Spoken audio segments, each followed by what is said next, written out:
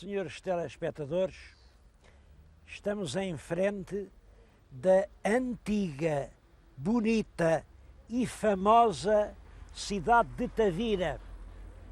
Estes três adjetivos, antiga, bonita e famosa, são dados pelo Pinho Leal neste livro, é o Portugal Antigo e Moderno. Eu queria chamar a atenção para este livro, o Portugal Antigo e Moderno, que é um dicionário feito nos fins do século passado, em que se faz a história de todas as localidades portuguesas. É claro, são vários volumes, este é o 9º volume, mas é um livro cheio de interesse. É claro que tem imensas coisas que são pura fantasia, porque no século XIX não havia ainda uma informação suficiente para um livro destes. Em todo caso, quem quiser conhecer o nosso país e andar de terra em terra à procura das curiosidades locais, não pode deixar de ter este livrinho do Pinho Leal. Eu vim aqui, a Tavira, para falar essencialmente de três coisas. A primeira é a Misericórdia, que faz agora 500 anos. A segunda é o atum que já foi e já não é. E a terceira são os turistas, porque de certo modo os turistas são os atuns de agora, é claro, com as suas diferenças.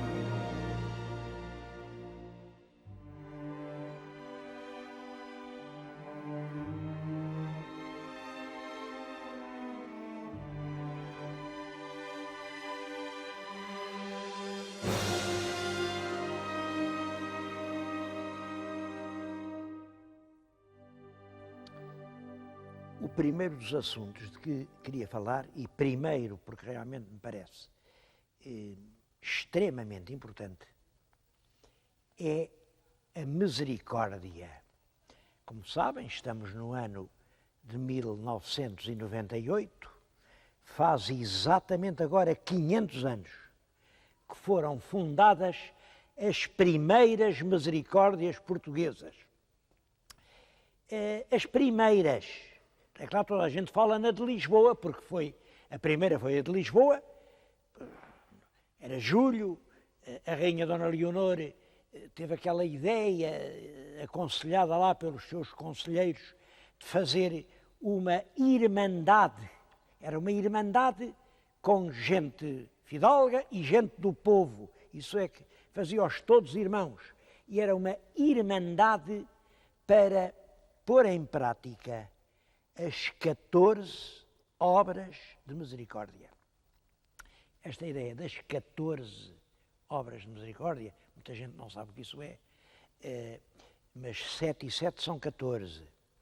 É que se dizia que havia 7 maneiras de fazer bem aos outros através do corpo e outras 7 maneiras de fazer bem através da alma.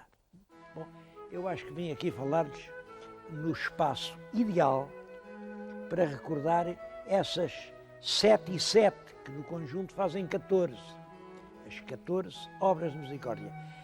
Eram 7 corporais, porque faziam bem ao corpo, e eram 7 espirituais, porque faziam bem ao espírito.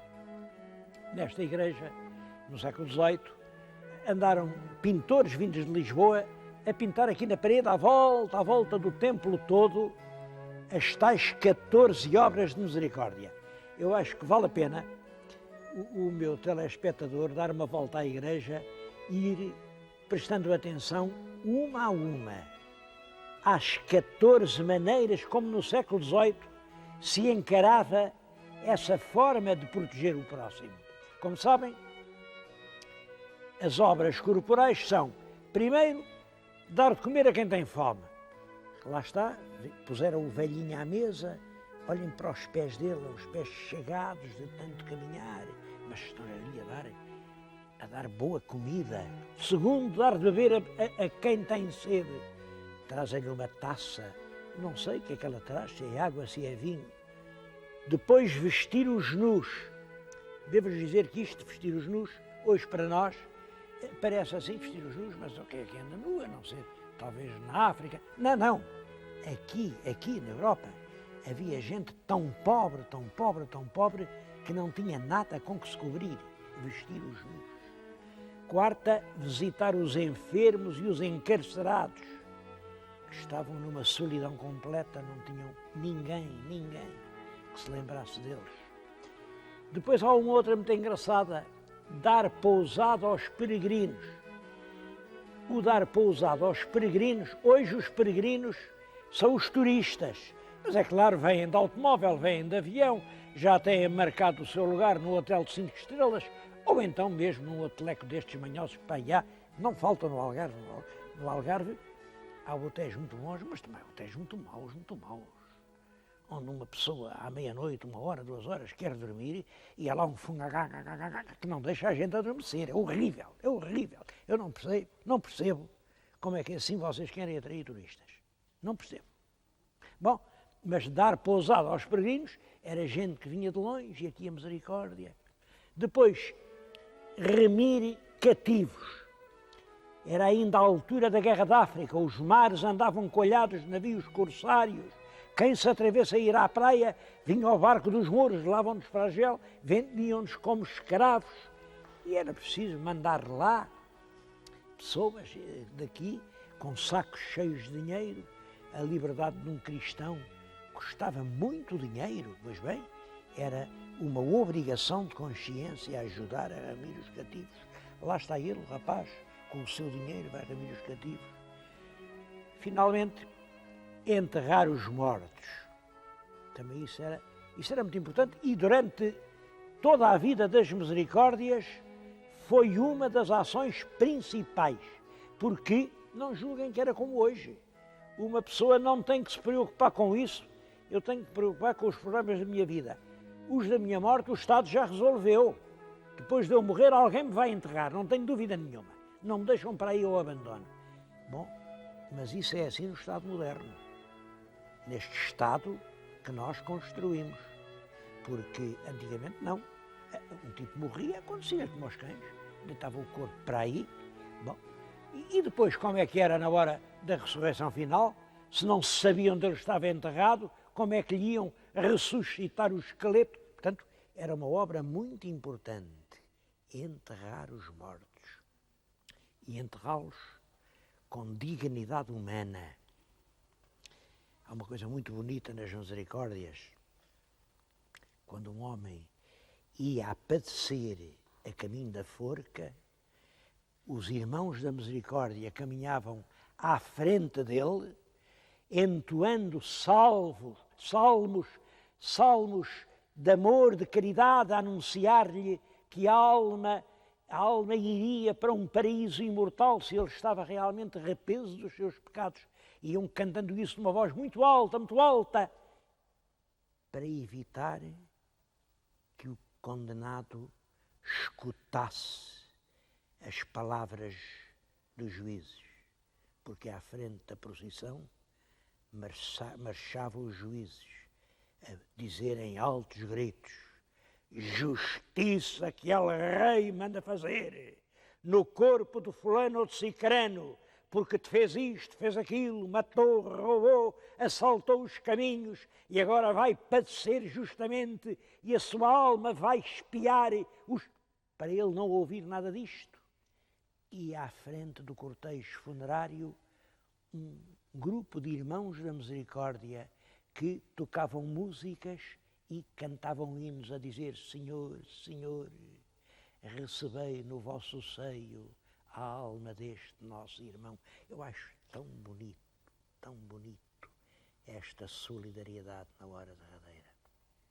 Bom, mas também havia as outras obras de caridade espirituais, que eram, primeiro, dar bom conselho, lá está o velhote a dar bom conselho, depois, ensinar os ignorantes, sempre houve ignorantes, consolar os tristes, castigar os que erram, lá está, a menina dos 5 olhos, a palmatória, pá, pá, aquilo era considerado. Hoje é um crime, como sabem. Qualquer professor que bata num estudante comete um crime previsto e punido no Código Penal. E bem, assim é que está bem. Bom, mas no século XVIII aquilo até era um ato santo, era uma obra de caridade. Depois, perdoar as injúrias, eu naquele quadro não percebo bem quem é que injuriou, acho que é o desgraçado que está coitadinho de arroz, de joelhos a pedir perdão. Sofrer com paciência as fraquezas do nosso próximo, também não sei quem fez a fraqueza, se calhar foi aquela bonita rapariga, alguma fraqueza que ela fez, e é o marido quem tem de perdoar. E, finalmente, rogar a Deus pelos vivos e pelos mortos. Era assim que no século XVI, XVII, XVIII, se entendia que os homens deviam amar uns aos outros. Eram essas as obras obrigatórias da solidariedade social. Eu vou cometer aqui, enfim, não é uma falta de respeito, mas vou atrever-me a propor aos senhores mesários das misericórdias, que ainda são muitos, no nosso país ainda há perto de 400 misericórdias. Vou-lhes propor que acrescentem uma 15ª obra de misericórdia que não é nem corporal nem espiritual, é cultural. As nossas misericórdias têm à sua guarda riquíssimos patrimónios artísticos e arqueológicos. Penso que a 15ª obra de misericórdia é não deixar estragar esses tesouros. Vou já explicar-lhes porque é que estou a falar nisso.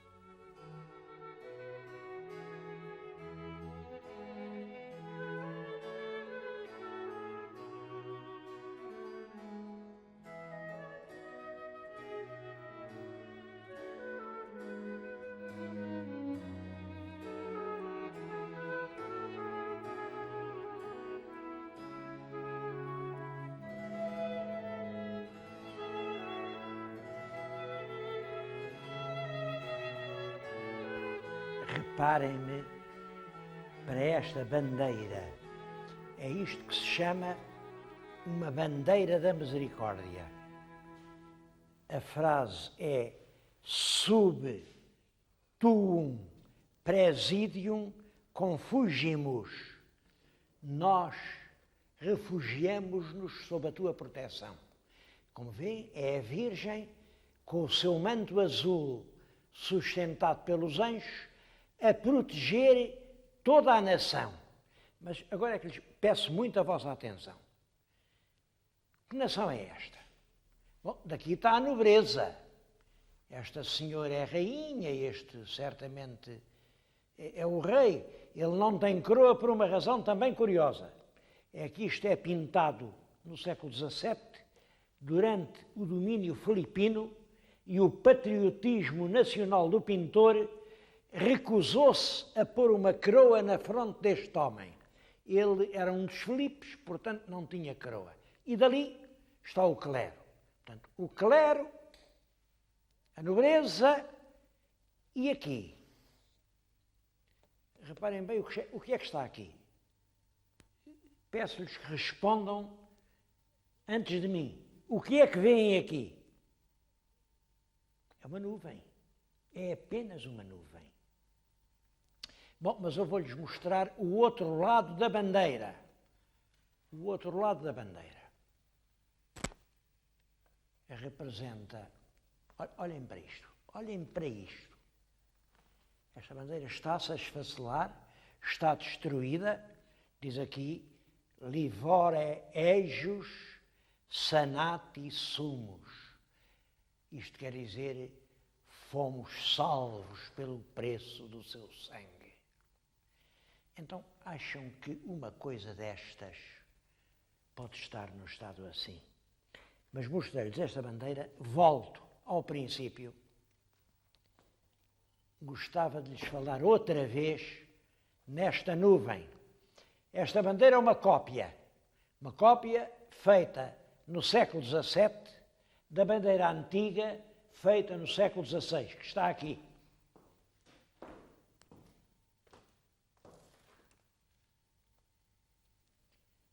Pois aqui temos a nobreza, o clero e o povo. Aqui ainda há povo. É um povo de gatas, um povo alcacinado, coitadito, queimado pelo sol dos campos, mas ainda se veem os músculos, a cabeça, está aqui o povo. Mas no século XVII já ninguém percebia que diabo tinha o povo que fazer na bandeira da misericórdia e substituíram-no por uma nuvem. Isto é um documento que me parece extremamente expressivo. Não é só aqui que nas bandeiras se deu esse fenómeno de transformar o povo numa nuvem. Conheço um caso na Beira Baixa, as bandeiras da Soalheira, eles não perceberam bem o que era este homem aqui aguentando sobre os seus ombros toda a força da sociedade organizada, e aí em vez de uma nuvem pintaram um cão. Aqui ainda tiveram sorte, é nuvem, na Soalheira é só cão. É extremamente curioso reparar nestas coisas.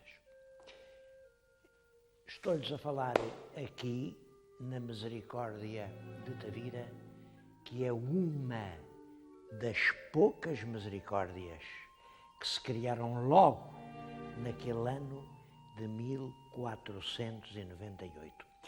Porque no próprio ano em que a rainha Dona Leonor, que era mulher do rei Dom João II, e já então estava viúva, no mesmo ano em que ela, numa capela do claustro dionisino da sede de Lisboa, instituiu a Santa Casa da Misericórdia de Lisboa, nesse mesmo ano, e rapidamente.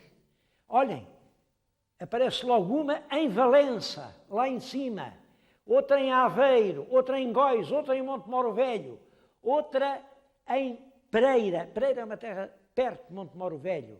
Outra em Cabeça de Vide, outra na Vidigueira, aqui no Alentejo, outra em Portel, e depois outra em Lagos, esta de Tavira, e até nos Açores, uma em Angra, que agora se chama do Heroísmo, outra em Praia, na Praia que agora se chama da Vitória.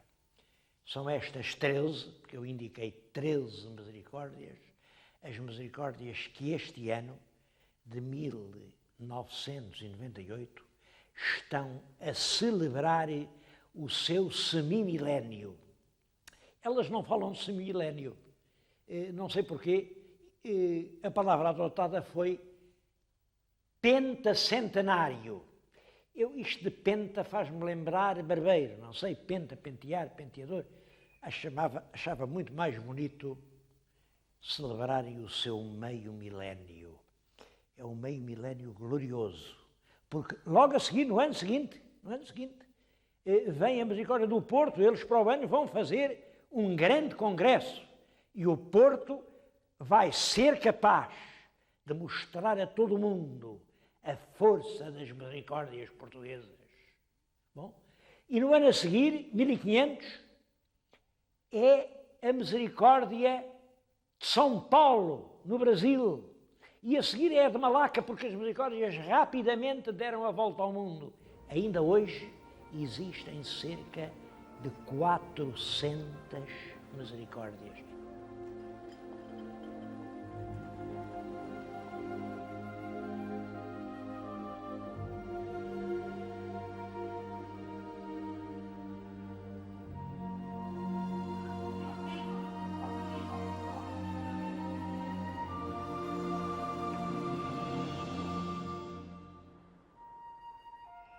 Bom, mas eu tinha dito que íamos falar não só nas misericórdias, mas também no atum e no turista. Esta estranha paisagem que está na nossa frente é um cemitério de âncoras. Como veem, isto são as garras de uma âncora e estão aqui, devem estar aqui cerca de 400. Eram as âncoras de uma armação. A armação era uma grande rede que tinha quilómetros e que estava presa ao fundo por estas âncoras e por gatas. A gata tem um braço só e era aí que vinha, o atum vinha em grandes cardumes de milhares e milhares. Chegou a haver um dia, isso também ficou célebre aqui, um dia em que uma só armação conseguiu pescar 91 mil atuns. Como sabem, o atum é um animal de grande corpulência, entre 150, 200, 250 quilos. Bom, é claro que esse tempo, aqui havia 4 armações, agora imaginem o que isto deu. Cada armação empregava 150 homens, estabeleciam as redes aqui a 3 milhas da costa e iam encaminhando os cardumes do peixe, que lentamente, sem dar por isso, se ia meter numa verdadeira cilada de rede. Era o copo. Bom, aí os pescadores, com um ferro, cravavam na cabeça e, com o próprio movimento do peixe, atiravam para bordo da embarcação. Era isso que se chamava o copejo. Aqui em Tavira, chamavam-lhe ainda hoje, já hoje ouvi a expressão, a tourada do mar. Eram famosos os copejos de Tavira. Famosos e cruéis, ao mesmo tempo é cruel, diz que o mar deixava de ser azul e passava a ser vermelho. Bom, a certa altura deixou de haver atum. Ali pelos anos 40, 50, o atum foi rareando até desaparecer praticamente completamente. Ainda hoje, os pescadores com ao largo podem trazer e trazem um atum ao outro, mas isso é já excepcional. Esses cardumes de milhares e milhares desapareceram. Portanto, as fábricas de conserva fecharam e, de certo modo, a cidade empobreceu. E porquê é que o atum desapareceu? É uma pergunta que eu fiz a toda a gente. Bem, eu ouvi, cada um disse uma sua coisa.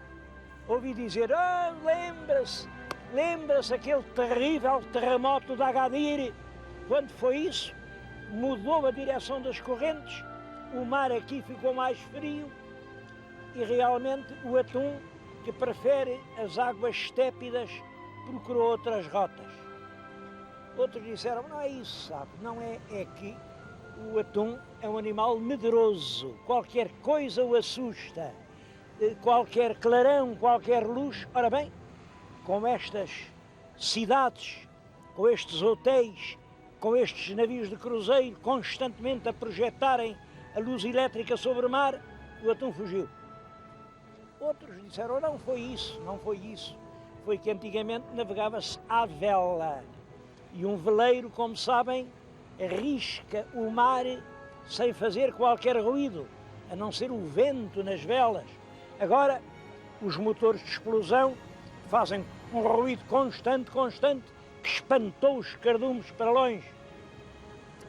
Outros dizem, bom, no fundo o que aconteceu é que a tecnologia progrediu de tal maneira, começaram a dar uma caça cruel ao atum, a rapar os próprios fundos dos mares, e o atum praticamente está a extinguir-se como tudo quanto é procurado mais. Eu não sei qual é a razão, o que sei é que aqui bem perto, aqui na costa espanhola, de Cádiz a Cartagena, continuam os viveiros onde criam os atuns, vão pescá-los, criam-nos ali, engordam-nos e depois, quando estão, já vendem-nos para o Japão, e é uma indústria que dá muito dinheiro a quem a sabe praticar. Olhem, aqui no Algarve o atum acabou completamente. As fábricas de atum local fecharam. Não há nenhuma que já trabalhe com atum pescado aqui. Bom, estou a ver que me falta o tempo para falar do turismo. E é importante que fale. Tavira é das raras cidades algarvias onde toda a gente está contente com o turismo que tem. Aqui o turismo não estragou a cidade. O cimento, os grandes blocos, as inundações humanas, os mares de automóveis não estragaram Tavira. E Tavira tem uma das mais bonitas praias de todo o Algarve. Bonitas, extensas, são cerca de 10 quilómetros, de uma areia finíssima, uma praia sem poluição. Como foi possível que o poder do mundo não caísse aqui, como aconteceu lá para o Barlavento, em toda a parte? Aqui não aconteceu. E não foi por acaso. É que os habitantes de Tavira souberam prever o futuro. Aqui há 40, 50 anos, era uma discussão que se ouvia aqui: vamos fazer a ponte para a ilha, não vamos fazer a ponte para a ilha? Felizmente, triunfou o ponto de vista dos que não queriam a ponte. Diziam, quando houver a ponte, a ilha torna-se um lugar como qualquer outro, com milhares de automóveis, e realmente não se fez a ponte. Hoje, a gente para vir tem que atravessar, enfim, uma pontinha pequenina, numas barcaças, tem que vir num comboiozinho, que parece um comboio de histórias de crianças, mas depois tem o prazer de estar nesta praia, que, como veem, apesar de ser tão bonita, ainda está muito longe de estar superpovoada. E olha que eu estou-lhes a falar bem no meado de agosto, é a altura de maior frequência. A verdade é que hoje, como há 50 anos, Tavira pode continuar a dizer que é uma cidade antiga, bonita e famosa.